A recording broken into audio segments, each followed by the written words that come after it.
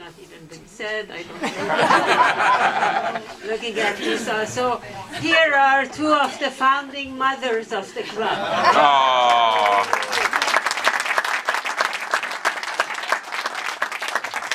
Thank you, Zuri. Should we hide? 25 years. Maybe. 25 years. We were just toddlers when we started in this club, weren't we? I was in utero. My older sister. And my eyes were a lot better 25 years ago. I'm sure as you watched the slideshow, you felt the same way. Here go the glasses. It was a wonderful walk down memory lane. Hard to believe how quickly 25 years have gone by. Creating our reflection together brought many wonderful memories, a few tears, but we hope that you enjoy a little bit more in-depth look of our club. As we stroll down memory lane, perhaps you may have some of the same reactions we did. For those of you who are new members and guests, you know that how great our club is, but you'll get to see how some of our projects that are still around today have evolved, that have made us the club that we are. So we were not born this way. We went from embryo to full grown, but now we are perfection. Oh, Terry, you're such an optimist. And Ellen, I think instead of giving us keychains when we came in this morning, looking at the row on every row of tables, you should have given us reading glasses. It would have made a whole lot more sense. And by the way, Ellen, those close-up pictures, it's like, way to wake me up in the morning. I haven't quite recovered from that still. In 1977, a California appellate court ruled that Rotary International could not revoke the charter of the Rotary Club of Duarte for having admitted 3 women.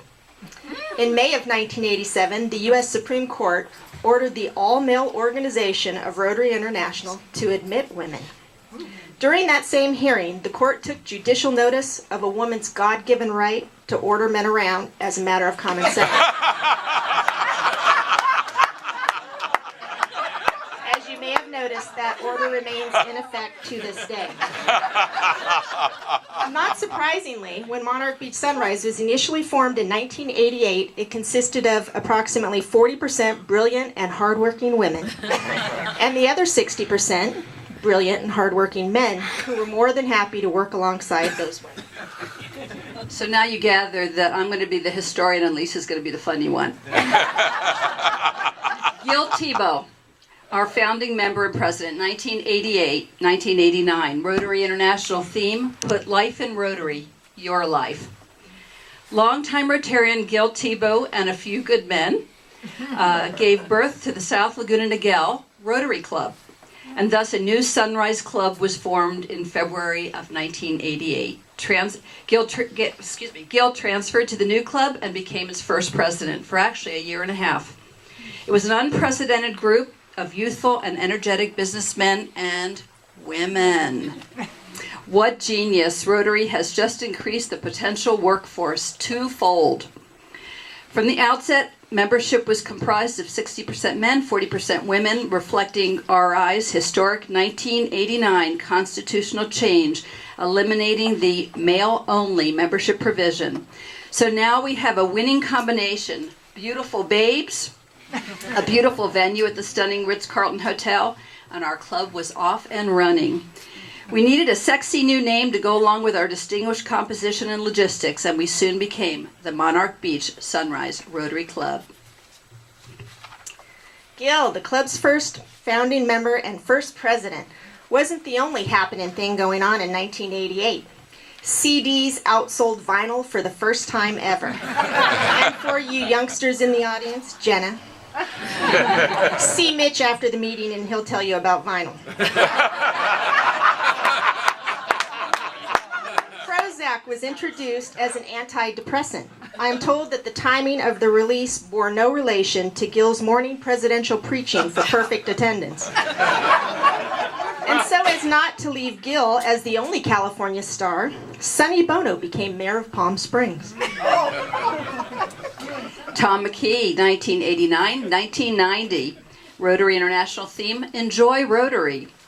During President Tom's term of office, the club's first fundraiser was staged. Charter member Penny DeCaro was asked to organize a small money-making project. The fundraiser was dubbed a loving affair. It featured an opportunity drawing for Mazda Miata. This small idea produced big results, netting $42,000. Most of the proceeds funded the club's first major community service project in support of Red Ribbon Week. Drug Use is Life Abuse, a t-shirt design contest for middle school students. The project continues to this day in a modified form.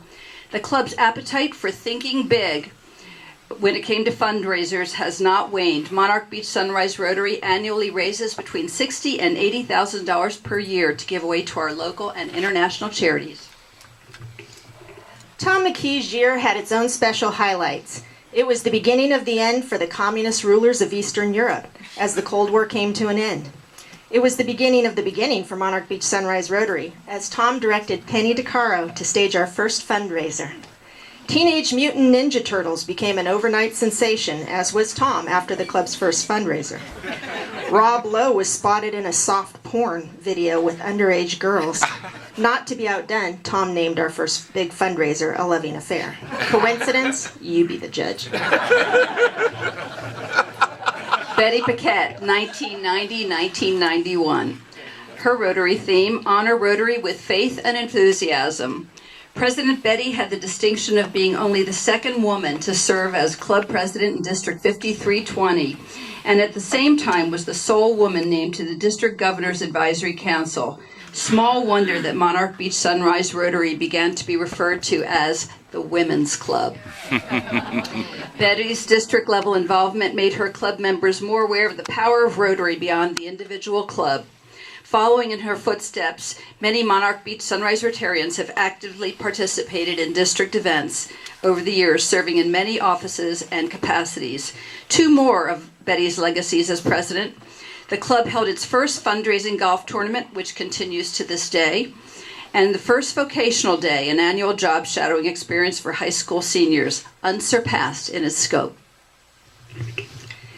Betty, it was the end of a dynasty when the San Francisco 49ers lost the Super Bowl to the New York Giants. God, it's like life's repeating itself, huh? Which naturally morphed into the end of the men's dynasty in running Monarch Beach Sunrise. Betty took District 5320 by storm at the same time Operation Desert Storm began in Iraq. The state of Michigan barred Dr. Jack Kevorkian from assisting suicides. At the same time, Betty barred Rotarians from referring to us as that women's club. Chuck Nelson, 1991-1992. His Rotary theme, Look Beyond Yourself. The late President Chuck realized that Rotarians should do more than raise money and disperse checks. He encouraged club members to get involved in hands-on service projects. He called it getting down and dirty. Many community projects such as installation and maintenance of a theme garden plot at the Laguna Niguel Botanical Preserve were undertaken. Talk about dirt. Members began to rack up contribution of hours of service in addition to donating many, many dollars. Chuck also endorsed Rotary International's emphasis on regular attendance at club meetings. Upon being elected president, he phoned every Rotarian, asking for each person to strive for perfect attendance. It was the collapse of the Soviet Union when Chuck Nelson stepped in as our new president. Tim Berners-Lee released files describing his idea for this new thing called the World Wide Web.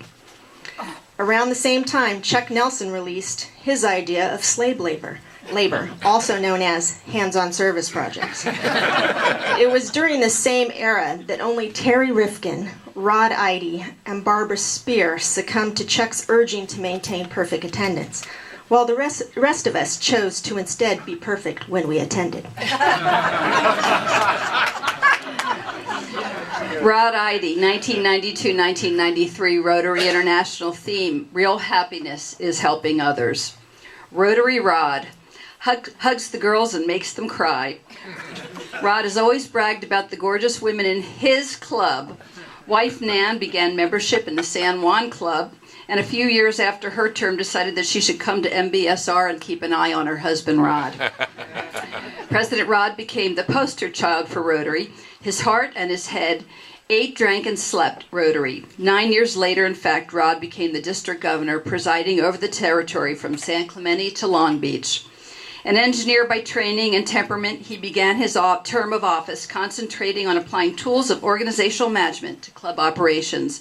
His efforts to set up his famous org charts for the board of directors and committees ensured that every Rotarian understood more clearly his or her responsibilities within the club structure. Under Rod's capable tutelage, the club truly became a fine working machine. The practice of awarding chocolate Rotary wheels to our weekly speakers began under Mr. Sweet Tooth. Boutros Ghali replaced Javier Perez as Secretary General of the United Nations. At that same time, Rotary Rod Idy replaced Chuck Nelson as Monarch Beach Sunrise President. And Rod may have to chew on this particular fact. During Rod's term, Jeffrey Dahmer was sentenced to life in prison for the murder and cannibalism of 15 men and boys. I know, Alan, it's hard to stomach.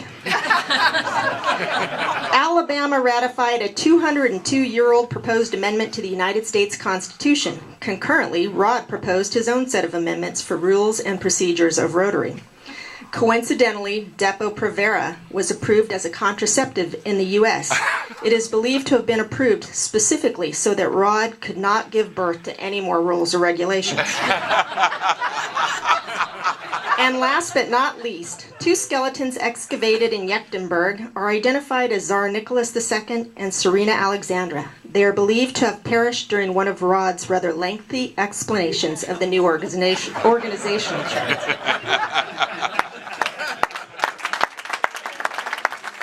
Nancy Bauman, 1993-1994. Rotary theme, believe in what you can do what you believe in. President Nancy's infectious laugh and relaxed style of leadership helped to lighten the load of planning a growing number of projects. During her term, the club first became active in supporting the Group Study Exchange Team, GSE. It's a cultural exchange to learn about vocations in foreign countries. A Rotarian leader travels with 4 business people to another country to foster better understanding between cultures and promote world understanding. Members provided hospitality to the team from District 2770 in Japan. And in subsequent years, we've hosted teams from Belgium, Mexico, Sweden, South Korea, and Australia. During Nancy's year, a team from Chile was hosted by our club.